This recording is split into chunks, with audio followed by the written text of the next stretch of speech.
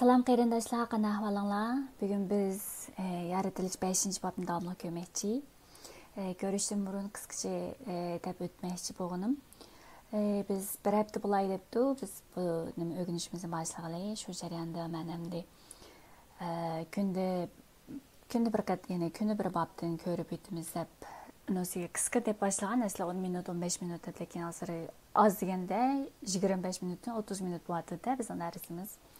Şuna men hamda sizlarni alsatib qo'ymagandiman, keyninglardan qo'g'lab yugurib mangandek shundoq mangmaganman deb o'ylab, dars qitimsan azroq azildimizmi degan xiyol kelib qoldi-da. Aslimo yaratilish deymiz.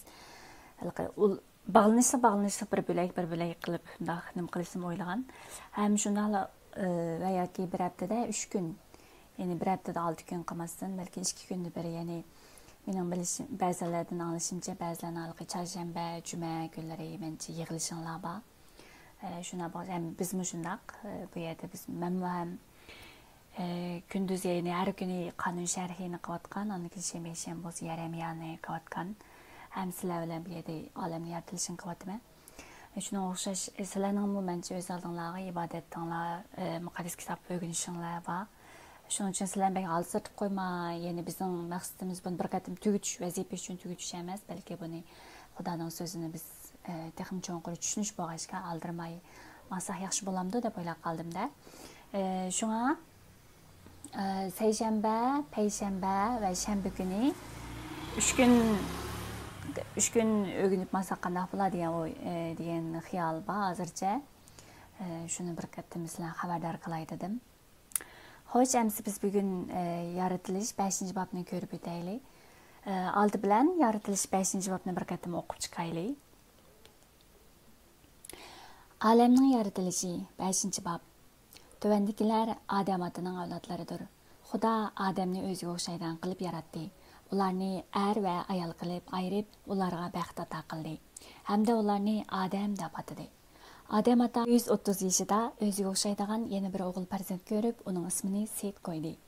Adam ata Setni topgandan keyin yana 800 yil hayot kechirib, yana ko'p o'g'il qiz farzandlarni ko'rdi. U 930 yaşında olamdan o'tdi. Set 105 yaşında bir o'g'il farzand ko'rib, uning ismini Enosh qo'ydi. Keyin u yana 807 yil hayot kechirib, yana o'g'il qiz farzandlarni ko'rdi. U 912 yaşında olamdan o'tdi. Enosh 90 yaşında bir o'g'il farzand ko'rib, uning ismini Kenan qo'ydi. Keyin u yana 815 yil hayot kechirib, yana o'g'il qiz farzandlarni ko'rdi. U 905 yaşında olamdan o'tdi. Kenan 70 yaşında bir o'g'il farzand ko'rib, uning ismini Mahalalel qo'ydi. Keyin u yana 840 yil hayot kechirib, yana o'g'il qiz farzandlarni ko'rdi. U 910 yaşında olamdan o'tdi. Mahalalel 65 yaşında bir o'g'il farzand ko'rib, uning ismini Yaret qo'ydi. Keyin u yana 830 yil hayot kechirib, yana o'g'il qiz farzandlarni ko'rdi. U 895 yaşında olamdan o'tdi. Yaret 162 yaşında bir o'g'il farzand ko'rib, uning ismini Hanoh qo'ydi. Keyin u yana 800 yil hayot kechirib, yana o'g'il qiz farzandlarni ko'rdi. U 962 yaşında olamdan o'tdi. Hanoh 65 yaşında bir o'g'il farzand ko'rib, uning ismini Matushalah qo'ydi. Shuningdan keyin Hanoh 300 yil jarayonida Xudo bilan yaqin yashadi. U yana o'g'il qiz farzandlarni ko'rdi.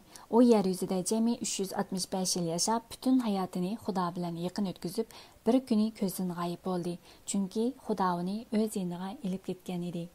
Matushalah 187 yaşında bir o'g'il farzand ko'rdi. Uning ismini Lamik qo'ydi.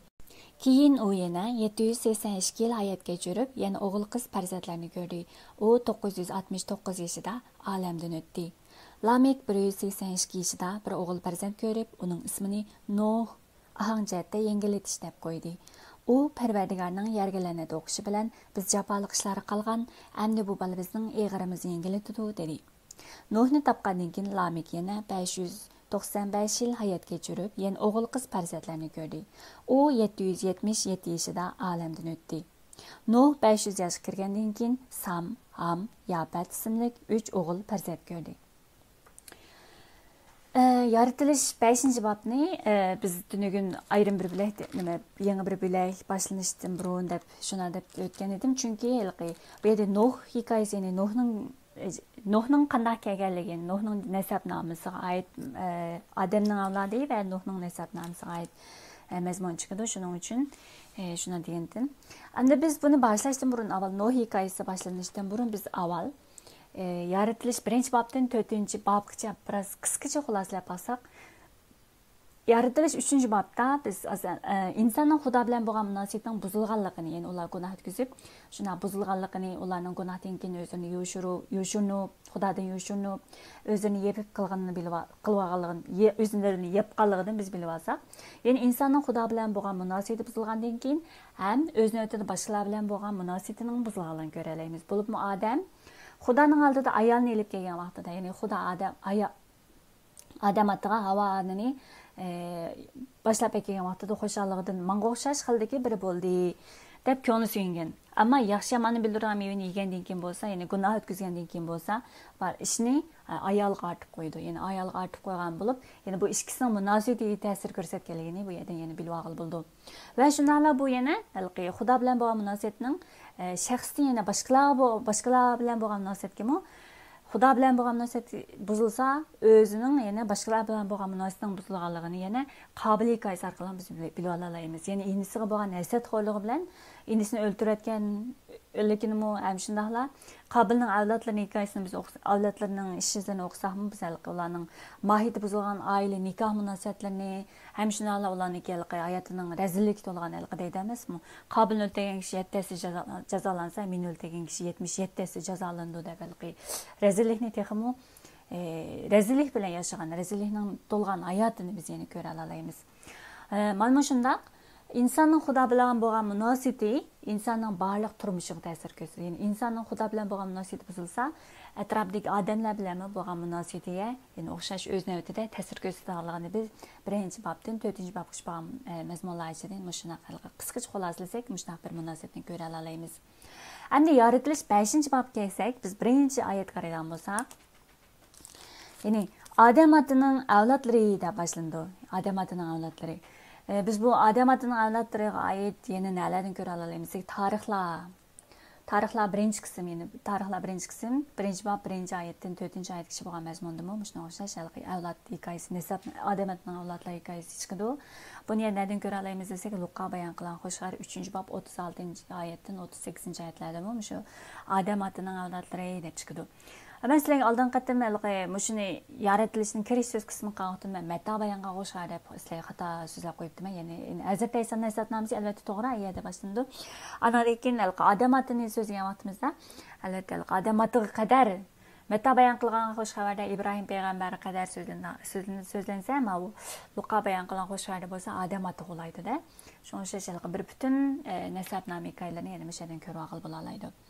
Şuna o'xshash endi Odam otining avlodlarining hikoyasi boshlandi. Oldin qatimliq biz so'zga vaqtimiz yana ayolning avlodlari bilan shaytonning avlodi, ya'ni ilonning avlodini o'zaro dushman qilgan deb turib, ya'ni dunyoda ikki turlik odamlarning bog'lig'ini biz bir qatim so'zlab o'tgan, biri shaytonga tava, ya'ni ilonga tava odamlar bo'lsa, ya'ni Qobilning avlodlariga vakolatan Qobil va Qobilning avlodlari tipideki yılan yani şeytanın avlatları bolsa, yani ayalının avlat bağın Seyit ve Enoş, yani Xuda bağın ibadeti başlanğan dediğimiz, Xuda ibadet kıldıgan, Xudadan korkuduğan, Xudadan eymindiğanlarının avlatları. Oşaş, yani Xudadan eymindiğanlar bilen şeytanın avlatları. Yani oşaş, iki türlü adamlar bağlamız aldığın qatımlıq mezmunlarda daim sözlep ötken. Hem biz bu yerde aldığın qatım keyin ayrım bir so'zlaymiz deb qoldirib qo'ygan obraz, yani Xudoning obrazini, Xudo o'ziga o'xshaydan qilib odamni yaratdi degan mazmundagi Xudoning obrazini, Xudoning o'ziga o'xshaydan qilib yaratdi degan mazmunni bugun qisqacha so'zlab o'taydi deb o'yladim. Shuncha biz qarayolmasak, Xudo odamni o'ziga o'xshaydan qilib yaratdi deydi. Ya'ni o'ziga o'xshaydan degan gap Xudoning obrazidek ro'yjatda o'ziga o'xshaydigan qilib deb bo'ldi. Yaratılışının 1-bob 26-27 oyatlarda shuni ko'rib olgan. Bu yana aldığımızda daim uçurab durdu. Yani Xudo özünün obrazida qilib odam yaratdi. Yani o'ziga o'xshaydigan qilib o'ziga odam yaratdi degan so'zlar. Ondan so'ng biz o'ziga o'xshaydigan, yani Xudoning obrazidagi ro'yi jihat o'ziga o'xshaydigan qilib yaratdi degan biz bu so'zni muqaddas kitob orqali, yani shu Xudoning so'zi kalam orqali bu so'z qaysi doirada, yani nimalarni bildirganligini, bizga nimalarni tushuntirib berganligini bir ko'rib o'taylik. Yani biz Luqa bayon qilgan xush xabar 3-bob 38-oyda Abaymo Adam atining avlodlari deganni biz deganda chiqadi degandik. Şey qaraydigan bo'lsak, Adam atini, yani Adam atini Xudoning o'g'li deydi. Yani o'g'li, Xudoning o'g'li deb oladi. Andan keyin biz qonun sharhi 14-bob 1-oyat 3-oyatlarga qaraydigan bo'lsak, sizlar Parvardigor Xudoyinglarning farzandlaridirsizlar. Chunki sen Parvardigor Xudoyingga atalgan muqaddas bir xalqdirsan. Parvardigor yer yuzidagi barliq allar orasidan o'zining alohida go'hri bo'lgan bir xalq bo'lish uchun seni tanlagan deb. Yani Xudo tanlab olgan, Xudo o'ziga atib olgan farzandlarni Xudoning o'g'li, Xudoning farzandi, yani Adam atining avlodi qatorida ko'rganligini biz yana qonun sharhi orqali ko'ra olamiz. Yani o'xshash qonun sharhi 32-bob 4-6-oyatlarda mushaliq tarixiy nimalarni bir qo'y tasvirlab o'tadigan she'riy bir nazma chiqadi. U vaqtda insonlarni, yani insonlarni mundaq bir tasvirlaydi. O'z xalqi uningga buzuqlik qildi. Yani o'z xalqi uningdan yuz o'rdi, buzuqlik qildi. Ularning qilmishlari uning o'z bolalarinikiday bo'lmadi. Yani Xudo o'zining obrazidagi odamni yaratgan, yani o'zining obrazidagi inson yaratgan, ham o'zining o'g'li qilgan emasmi? Lekin inson, yani o'zining obrazidagi yaratgan, o'ziga o'xshaydigan qilib ro'yxat, o'ziga o'xshaydigan qilib yaratgan u bolalari, yani Xudoning bolalari bo'lsa, o'zinikiday bo'lmadi, yani uning o'z bolalarikiday bo'lmadi deydi. Uning qilmishlari o'z bolalarikiday bo'lmadi. Mana bu ularning aybidir. Yani Xudoning obrazi, chunki gunoh kirgandan keyin insonning tabiati gunohkor emasmi? Gunoh kirgandan keyin Xudo bilan bo'lgan munosabati buzilib, gunohkor tabiatning quliga aylandi emasmi? Xudo odamni yaratib, eranbaqqa qo'ygan vaqtida dastlabda Xudo bilan birga deydi bular. Xudo bilan birga bo'lib, Xudoning huzurida yashayotgan. Lekin gunoh kirgandan keyin bularning nimasi biz ko'rgan Havoniki nimasida biz 2-3-boblarda ko'rgan. Ular shaytonga o'xshash, shunday shaytonning, yani gunohning ularning ichiga, shaytonning obrazining gunoh kirishi, yani gunohning ularning ichiga kirishi deb shunday so'zlab, yamirishi deb so'zlab o'tgandik. Shunga o'xshash gunoh orqali Xudo bilan bo'lgan munosabat buzilib, Xudo bilan ularning orlig'ida to'siq shakllanib, Xudoning huzurida ular qo'g'lanib bo'lgan emasmi? Shunga o'xshash Xudoning bolalari, Xudoning o'zi o'g'lim deganlari, ya'ni Xudoning farzandlarining qilmishlari uniki o'ziniki, ya'ni o'ziniki deb bo'lmadi. Shu gunoh, shularning aybidir. Ular egri va iflos bir nasldan bo'ldi. Nasldir deb shuni qonun sharhida 32-oyatda shunday tasvirlaydi. Yani gunoh yo'lidan manqalan shunday tasvirlaydi. Andan keyin Yohanna, biz yana yangi ahdga qaraydigan bo'lsak, Yohanna 1-bob 12-oyat bu hammamizga tunishliq. U o'zini qabul qilib, ya'ni Hazrat Aysoni o'zini qabul qilib, o'ziga e'tiqod qilganlarning hammasiga Xudoning farzandi bo'lish huquqini berdi. Ya'ni gunohdan keyin biz Xudoning farzandi bo'lgan, asli biz odam, ya'ni yaratilganda Xudoning farzandlari bo'lib, Adam atavani Xudoning huzurida bil yashagan. Lekin gunoh kirgandan keyin qanday bo'ldi? Bular gunoh kirgandan keyin bo'lsa Xudodan ayrilgan emasmi? Shunday gunohlik tabiat, ya'ni gunohkorlik tabiat bizni o'ziga asir qilgan, ya'ni qul qilgan, qulluq, gunohning qulligida yashagan emasmi? Lekin Hazrat Ayso bo'lsa, bizni shu gunohning qulligidan, o'limning nashrida bizni qutqizish uchun o'zini pido qilgandan keyin, ya'ni uni qabul qilgandan keyin biz Hazrat Aysoning shu qurbonligini, bizning uchun, bizning gunohdan qutulgan shu qurbonligini qabul qilgan vaqtimizda, ya'ni uningga e'tiqod qilgan vaqtimizda, ya'ni Xudoning farzandi bo'lish, ya'ni Xudoning tabiatini, o'ziga Xudoning tabiatini, ya'ni bizning gunohlik tabiatni, ya'ni koni tabiatimizni Hazrat Aysodan kelgan yangi tabiatga o'zlashtirgan shunday bir huquq, shunday bir fursatni bizga ato qilgan edi. Buni yana ishkilab ko'rgan bo'lsak, ya'ni Rimliklar bayon qilgan 8-bob 15-oyatga qaraydigan bo'lsak, endi sizlar qabul qilgan muqaddas ruh sizlarni qul qilib, qul xo'jayindan qo'rqqanda qo'rqinishga solmaydi. Aksicha sizlar bu muqaddas ruh orqali Xudoning aytganlab qolgan farzandlari bo'lib, Xudoni ey suyimli ata deb chaqiradigan bo'ldinglar dedi. Ya'ni Hazrat Ayso orqali, ya'ni Hazrat Aysoni Hazrat Ayso e'tiqod qilgandan keyin Hazrat Aysoni biz o'zimizning biz onu qabul qilib, o'zimizning qutqizuvchisi deb uni e'tirof qilgan vaqtimizda, ya'ni Xudoning ruhi, Xudoning muqaddas ruhi orqali, muqaddas ruhi bizning vujudimizga kirgandan keyin bizni yetaklab, bizga har vaqt Xudo muqaddas ruh orqali bizning hayotimizga yetaklab, bizga bir yangi tabiat, ya'ni Rabb Isoning yangi tabiatini, Rabb Isoning obrazidagi, ya'ni Xudoning obrazida qilgan yangi bir tabiatni bizga ato qilganligini biz ko'ra olamiz. Buni qisqancha yig'inchoqlasak, ya'ni biz Rabbimizga o'xshash bo'lishga o'zgartirib, bara-bara uning ulug'ligini aks ettiryapmiz. Bu Rabbimizdan, ya'ni muqaddas ruhdan deyish orqali Rabb Isoga mansub bo'lgan bizlar Xudoning farzandi bo'lib, Xudoning ruhi, ya'ni muqaddas ruh bizni xush xabarning nuri bilan dilimizni yo'ritib, Xudoning obrazi bo'yicha, ya'ni Xudoning obrazi bo'lgan Iso Masihning tabiati bo'yicha o'zgartirib, yangi tabiatga ega qildi. Shuni Xudoga bo'lgan tunishimizni cho'nqurlashtirdi.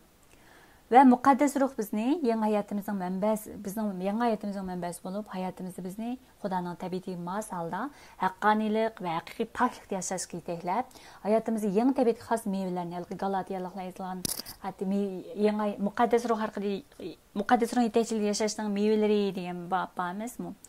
Mehr, muhabbat, sabr, taqat degan o'xshash.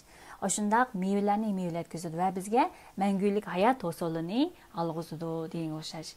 Şuna o'xshash, Xudoning obraziga oid biz mushtamas bilan ko'rsak, ya'ni Xudoning obrazi bizningdagi gunoh orqali buzilgan Xudoning obrazi, ya'ni shayton shayton orqali bizning, ya'ni gunohdan keyin bizni qul qilayotgan shundaq bir yomonlik, ya'ni koni tabiat bo'lsa, Hazrat Isoga iqror qilish orqali bu koni tabiatimizni xuddi koni kiyim tashlagandek tashlab, biz yine Hazrat Iso orqali qabul qilgan, Hazrat Iso orqali, ya'ni muqaddas ruhning yetaklashidagi yangi tabiatga bara-bara o'zgaradiganligimizni, bu yangi tabiatning bizni Xudoning obraziga xos holatda shunday bir yangi hayotning mevalarini yashab, bizga mevalar yetkazganligini biz mush mazmun orqali bir qatim ko'rib o'tgan bo'ldi.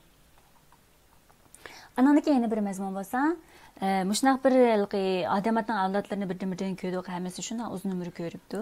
Anan kimda bir qaraydigan bir Anuh, ya'ni Anuhning bo'lsa butun hayotini Xudo bilan birga, ya'ni yaqin o'tkazganligini biz yana o'sha yerda ko'ra olamiz. Endi bu Anuh degan so'z, Anuhning ibronicha ma'nosi bo'lsa, Xudoning hukmi degan ma'noda bor. Bu Anuhga munosabatli yeni mazmunlar, ya'ni muqaddas kitobning ibroniyliklar yozilgan xat bilan Yahuda yozilgan xatga uchirtildi. Ya'ni ibroniyliklar yozilgan xatda Anuh payg'ambarning e'tiqodini tasvirlasa, ya'ni Yahuda yozgan xatda bo'lsa, Anuh payg'ambarning qanday hayotlarni yashab, qanday bishoratlarni oldin jakarlaganliklarini biz ko'ra olamiz. Masalan, ibroniyliklar yozilgan xatda biz bo'lsa, 11-va 5-oyat bo'lsa, e'tiqod vajidan Anuh payg'ambar, ya'ni Anuh o'lmay turiblar arish ko'tarilgan. Hem şunlarla onun Xudoning xursand qilgan odam ekanligini, shundaqlar uning e'tiqodi orqali Xudoning xursand qilgan bir hayot yashaganligini biz ibroniyliklar yozgan xat orqali uni ko'ra olamiz.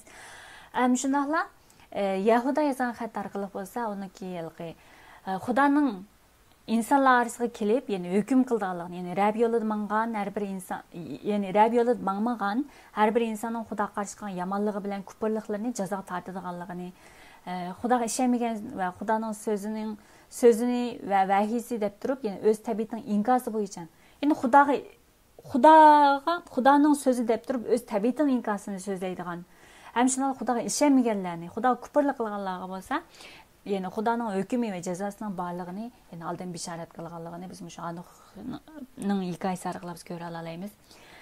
Amaliyot Xudoga Anuh payg'ambar va Anuhni, ya'ni 300 yil jarayonida Xudo bilan yaqin yashadi deydi. Bu yerda Xudo bilan yaqin yashash degan so'zning ma'nosiga biz bir qatim tafsir ko'rib beqish to'g'ri keldi. Xudoga yaqin yashash degan gapni biz halak, ibroniy so'z halak degan so'zdan kelgan, ya'ni Xudo bilan bilmangish degan so'zda. Xudo bilan bilmangish degan bu so'zni yana biz bu so'z Konahda Amos payg'ambar 3-bob 3-oyatda yana bir qatim uchraydi. Ya'ni buni biz bir niyat, bir maqsad bo'lganda bilib mang'alaydiganlar. Ya'ni bunda bilib mangishning bir niyat, bir maqsadda bilib mang'an. Oshnaqa holatida yana bu so'z yana qayta takrorlanib ishlatildi. Shuning uchun bu yerda Xudo bilan bilib mangishning yana Mikoh payg'ambar, Konahda Mikoh payg'ambar 6-bob 8-oyatda bo'lsa, Xudo bilan bilib mangishning Xudoning adolatni yurgizib, mehribonlikni suyib, Xudo bilan birga kamtarlik bilan mangish keligini aytadi.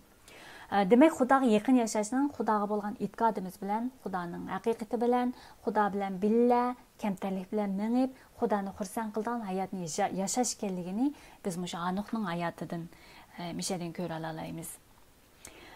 Oxirida yana bu yerda Nuhga oid bir mazmunlar chiqdi, ya'ni Nuh payg'ambarning ismining ma'nosining yengilitish, ya'ni yengilitish, tasalli berish, aram berish, amin topqizish degan ma'nolari bor.